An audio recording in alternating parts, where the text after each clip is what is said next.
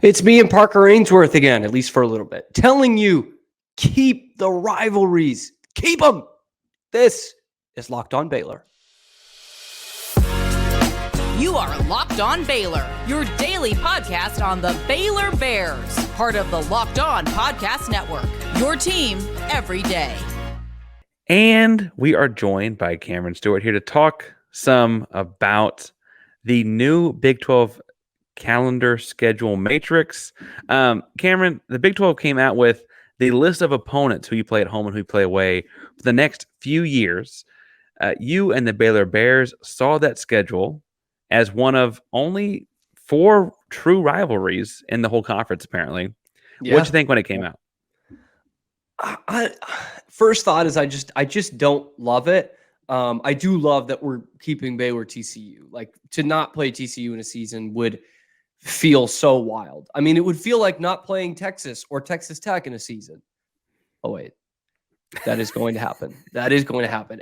I just think there could have been a better preservation of the things we hold sacred, Parker, I think. It's going to be so weird. 2025, we see on the schedule, is the first time in 70 years we won't be playing Tech. And it's just, I feel like we could have done more to keep that alive. And for some of the new schools coming in, Houston included, not as much as the other ones, but it almost feels like it has no resemblance of any geographic conference. You know, if you look at the UCFs and the Cincinnatis, and sure, they're not going to have natural rivals in this anyway, but there's just no kind of uniformity, if that makes sense. You know, how do you find a rivalry? Can you call someone your rival if you're not playing them every year, even if you're in the same conference? I don't understand it. So I know with the matrix portion of it, that means you and I will be out on the field. We'll play each other pretty much every year. One in every presidential election cycle. One time you won't play them, right? Am I getting that right? Yeah. So 4, basically you'd play them. For the Baylor folks that don't know Houston's schedule, because why would you? Houston has a home game and an away game with a Texas Big 12 team every year. They just change who those are, but they see each of them in 3 times in 4 years, and that's the way they put that math together. I'm like yourself. I appreciate, part of the join the Big 12 is to get to play these, old Southwest Conference rivalry games. I appreciate getting, that at least one home game against a Texas school and one away game against a Texas school. I have to say, as a school that doesn't have a permanent rival, it feels like a little lost. I feel a little lost, I should say, right? You can build a thing with Baylor for 3 years, and then in 2027 we don't see each other, so you have to take a year off of that. Or we don't play Tech in the first year, we play them the next 3 years. We had a very competitive game against Tech 2 years ago. This year didn't go our way, and we'll see what happens on the road. It feels funky to me. When you saw there are only 4 rivalries protected, you had one of them. Did it shock you? I was shocked by it.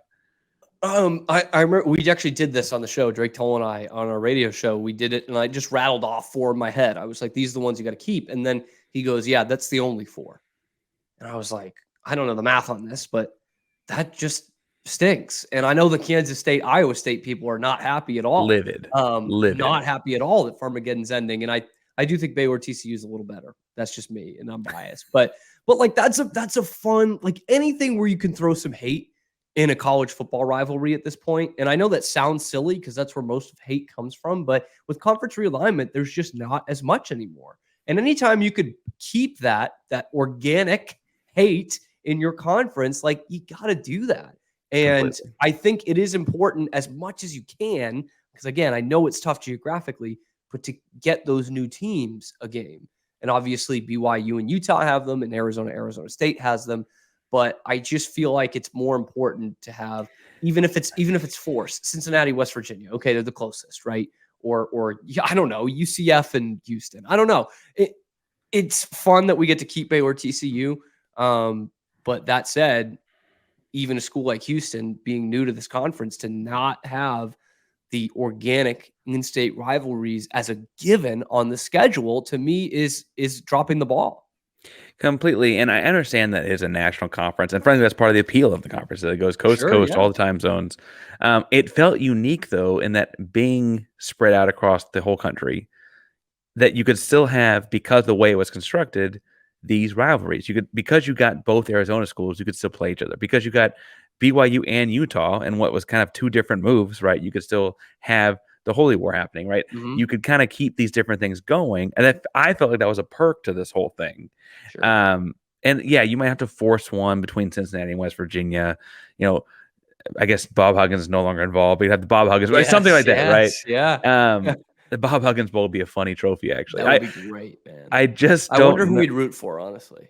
We could go back to the Cincinnati people. The question might be, does he know who he's rooting for, Cameron? But I don't. Yes. I don't know. I don't know why the swing and the miss happened there.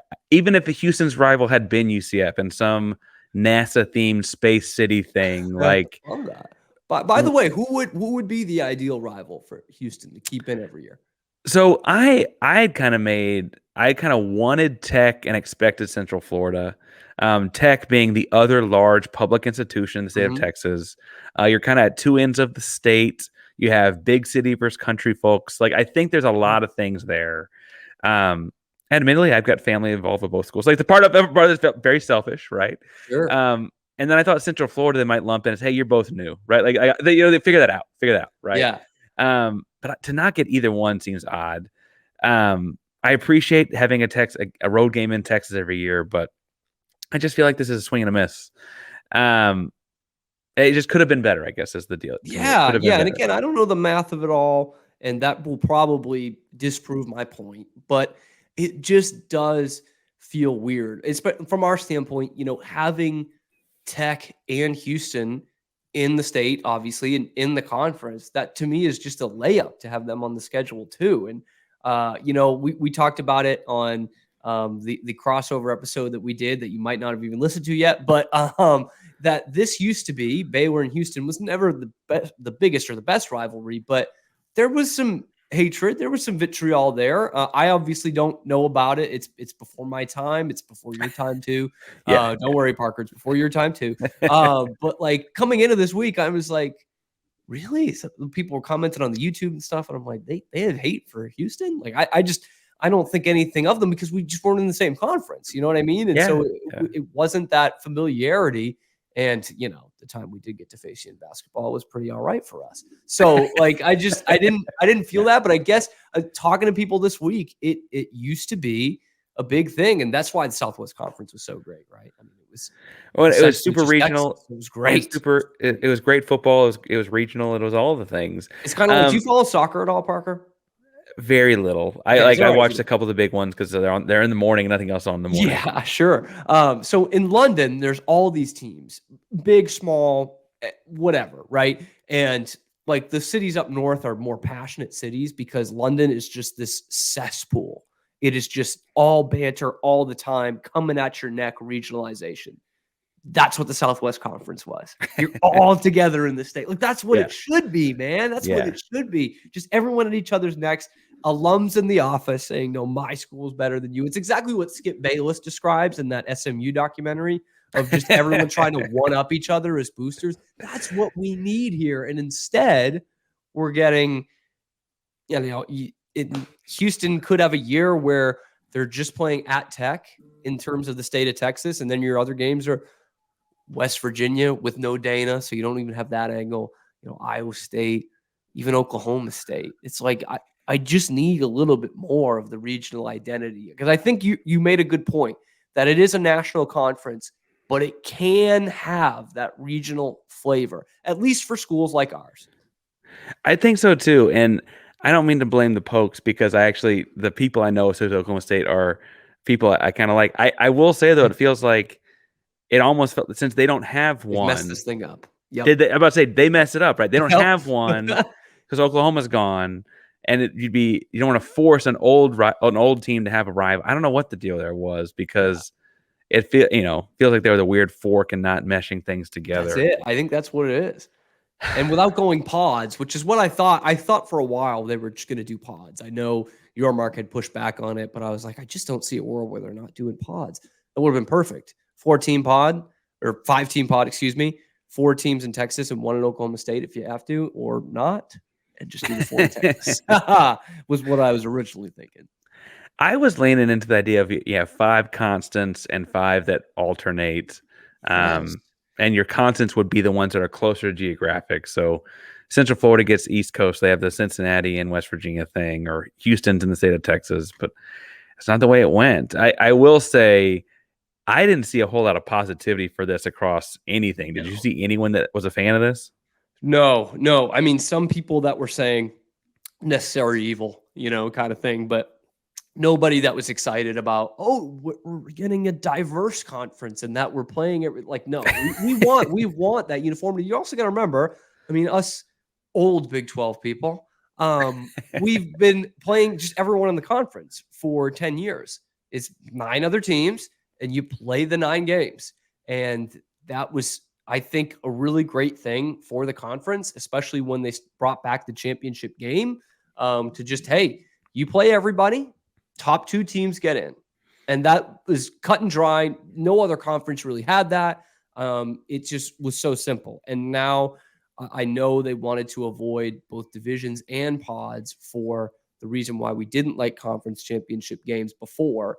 But I think you're just limiting yourself in terms of competition, but mostly in terms of pride and people following your product. It's just interesting. Conference. It's a basketball conference, and frankly, the basketball schedules make more sense. And frankly, as a Houston person, we're good with that. Yeah.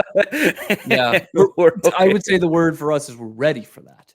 We're ready for the basketball and whatever basketball needs, we'll give it to them at this point. That's Cameron Stewart. You can follow him at Real Cam Stewart. Stewart spelled Stuart. I'm Parker Ainsworth at Painsworth512.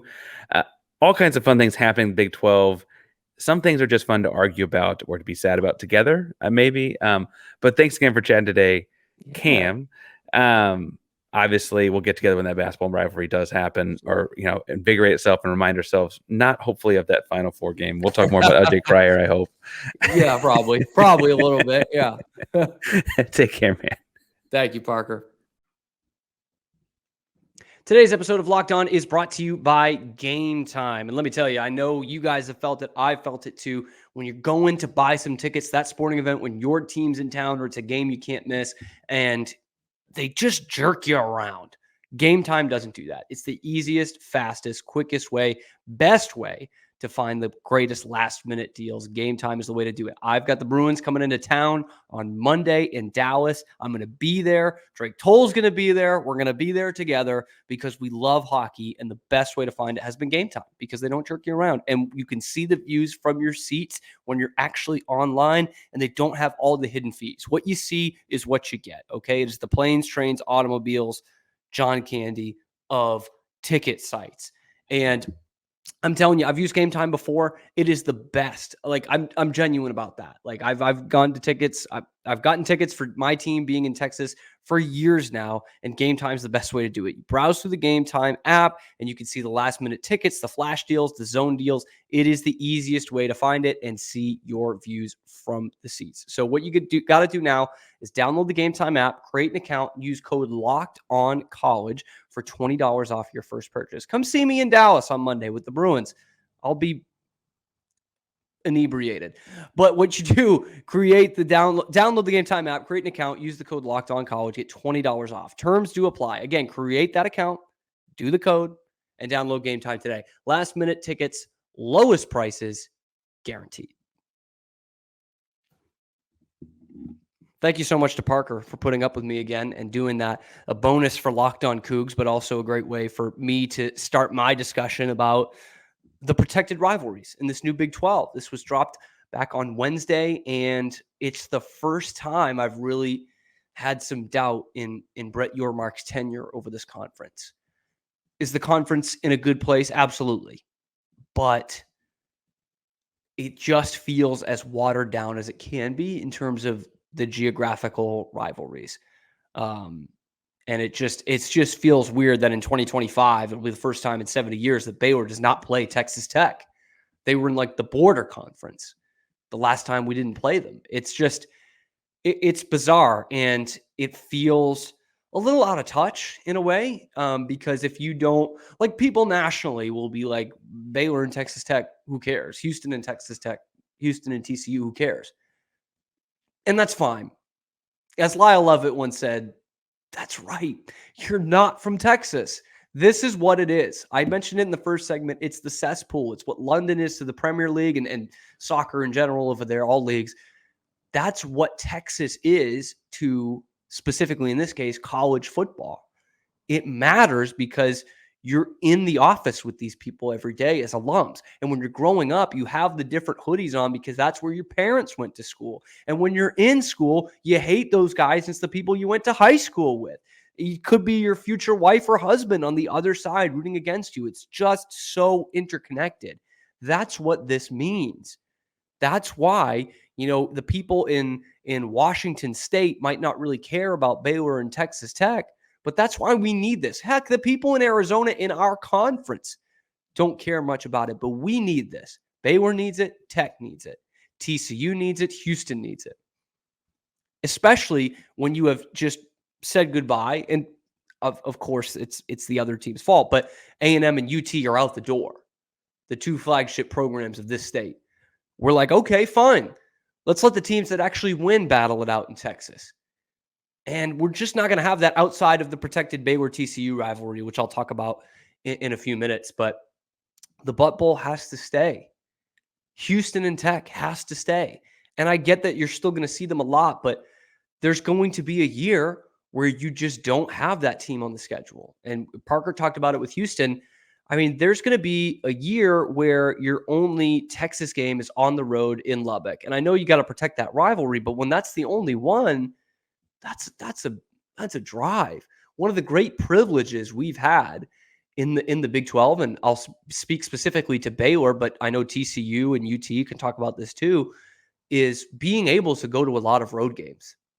Okay, I mean, Baylor in a season will have Texas on the road and TCU on the road or TCU on the road, even Lubbock. I mean, that's only a 5-hour drive. Norman, we did that last year. It's a 4-hour drive from Waco. Stillwater's not that much farther. And it's great for the team. It's better for the fans to be able to just take a car ride down, you and a couple of your buddies, and go to the road games. And that is just not going to be as accessible anymore. 10 years ago, you had Austin and College Station in that mix. And you're not going to have either of them. It just sucks. It just sucks. And I know it's a longer ride for Tech, but so many of their alums are here in the I-35 corridor, and they don't get it either.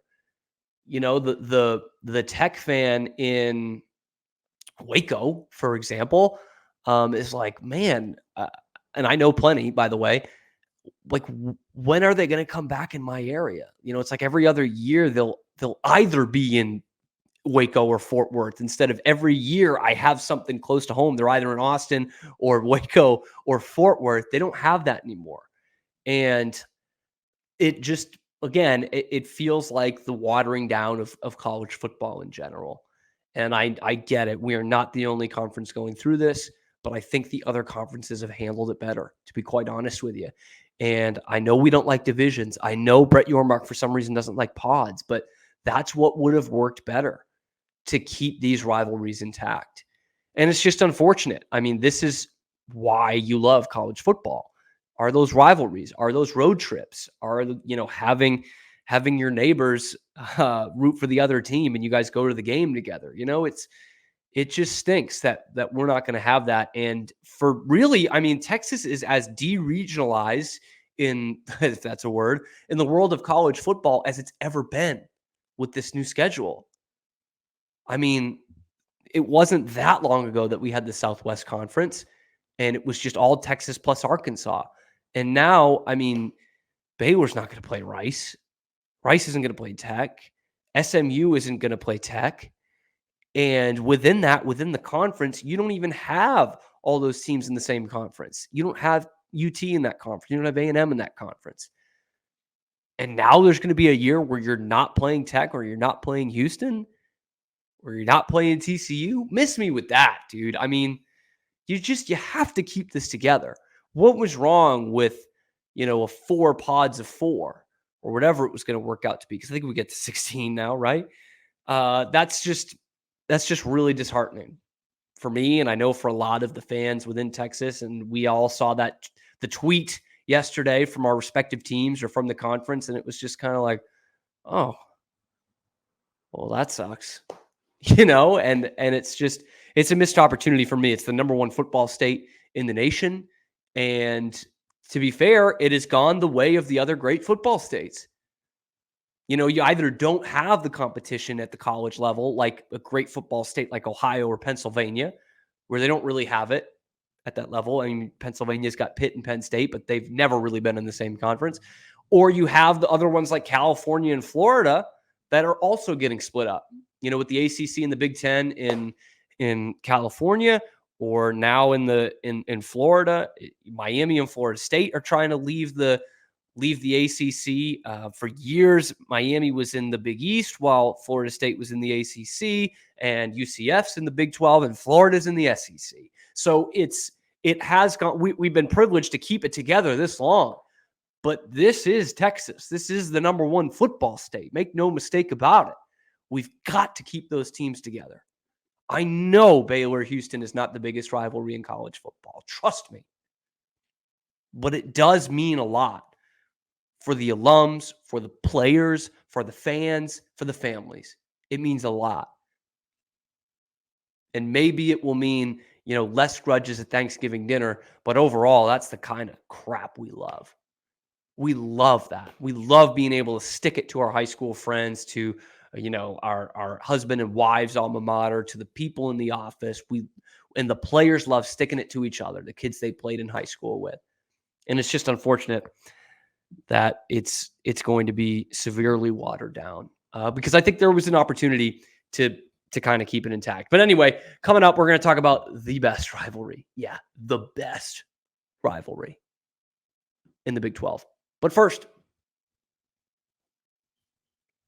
I got to talk to you about Prize Picks, which is the number one daily fantasy sports app in the U.S. And it's my favorite one to do because it's pretty easy, to be honest with you. And now we got basketball back. NBA, Bryce Cherry, I know, loves it. My Celtics are the best team in the league. Baylor basketball coming up next week. And with basketball season here, you can now pick combo projections across football and basketball from the Specials League. It's a league created specifically for combo projections that include 2 or more players from different sports or leagues. So, for example, you can use LeBron James plus Travis Kelce at a 10.5 combo of 3 points made plus receptions. Who doesn't love that? I mean, you're watching these guys anyway. It's appointment TV. Bet on it. You want to play alongside some of Prize Picks' favorite players like rapper Meek Mill or Andrew Schultz? You can now find community plays under the promos tab in the app to view those entries from some of the best. I know LeBron's trying to do it on his own, but you can actually see the verified picks from guys like Andrew Schultz and Meek Mill. It's a ton of fun to do, and it's really easy.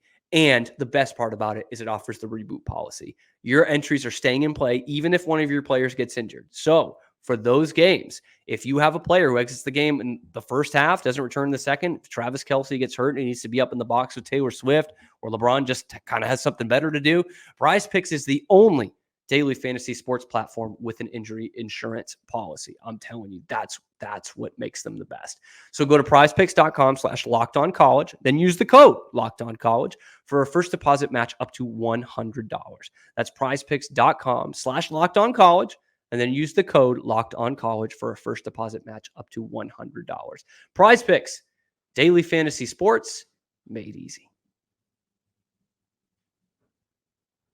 I know I'm going to get some heat for this. The Rivalry, Baylor, TCU, the best private school programs in the best football state in America. That, my friends, is the best rivalry in the new Big 12. It is. It is. It's one of the 4 protected rivalries. So Baylor still gets TCU every year and vice versa. The other 3 being Kansas State, Arizona State, and BYU, Utah. And it absolutely should be up there because it's the best. And I know there's going to be pushback about BYU, Utah. And there's a lot of hate there for a state that doesn't have a lot of hate. But I'll ask you this. For someone of my generation, what is the BYU, Utah game you remember?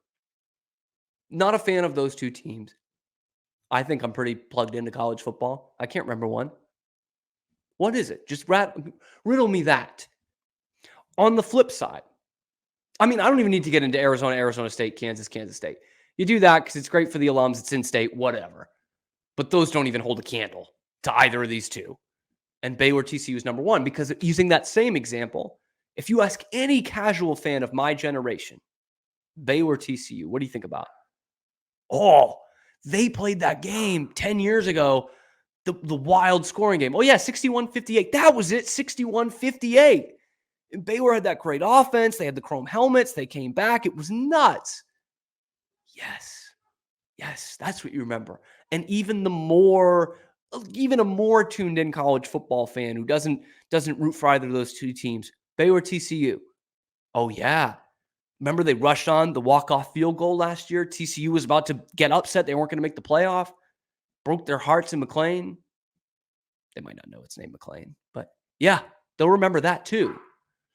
Or maybe they'll remember, oh, I had the over in that Baylor TCU game in 2019. I remember that one because it was 9-6 with 5 seconds left in the fourth quarter. And the over hit because it went to triple overtime. It was one of the games of the year, maybe the best football game I've ever been to. Yeah, you remember that, don't you? Where's BYU and Utah with that?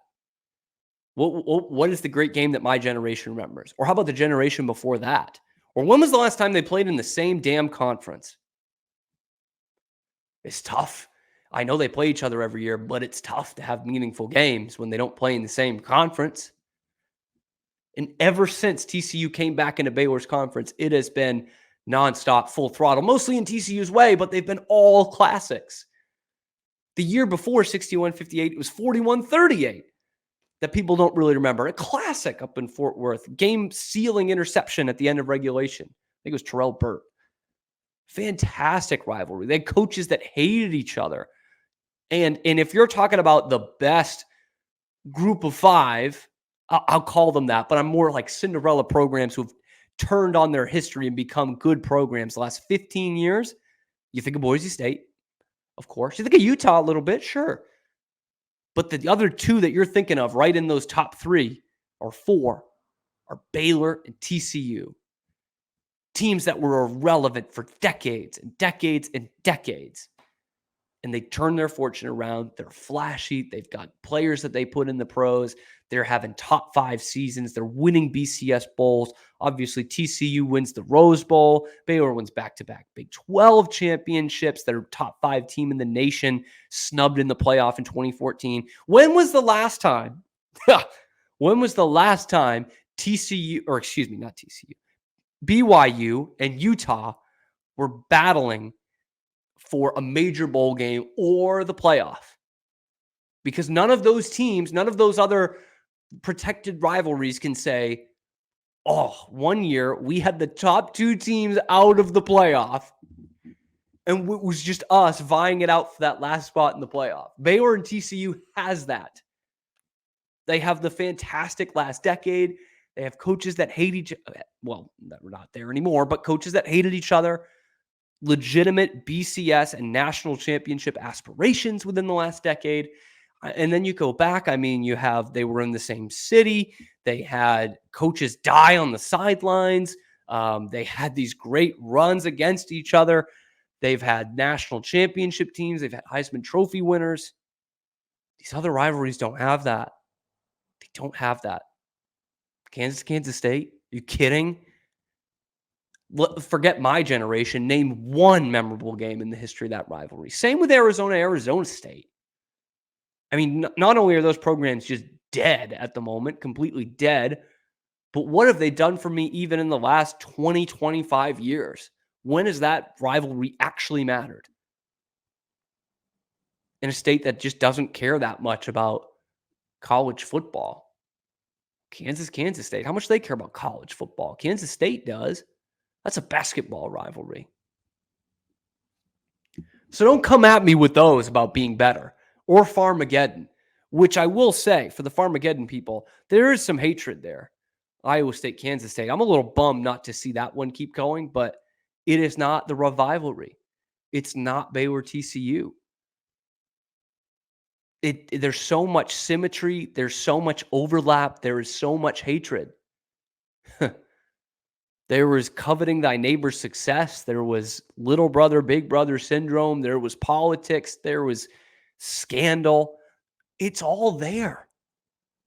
This rivalry, I think, is one of the most underrated in all of college football. And I get it. The nation doesn't really care about two private schools from Texas. I understand that. I get that totally.